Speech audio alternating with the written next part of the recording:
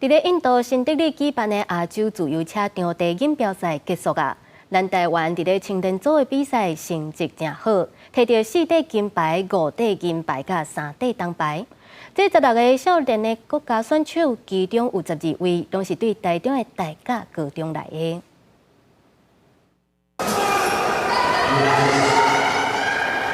4位骑手排成一排出发，减少阻力。每骑一连来到的领队骑手为头前离开高中生加入队伍完成晚会。台湾青年男所靠平时的精实训练，摕到男子团体对夺赛金牌，为台湾伫本届亚青自由车场地锦标赛开出好彩头。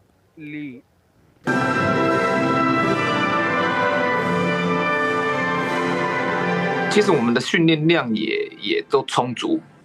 那实际就是用这些训练量去弥补对场地的不适应。青男团队对夺赛金牌，李正峰伫青男组专项赛摕到金牌，青女组的黄文馨接人包办集体出发赛甲落后淘汰赛2名金牌。但是讲的是，黄文馨是今年唯一一位入选两地公路甲登山车亚青锦标赛的3体国手。刚上跑道啦，或是刚 到这里的时候，对250的场地比较不适应，跟这里的食物方面都不适应嘛。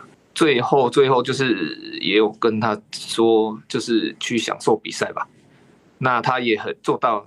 青年组摕到4金5银3铜，表现真好。搁亚洲自由车场地锦标赛同时进行，直接观摩下习。那奥运杯分队的黄定英伫精英组落后淘汰赛摕铜牌。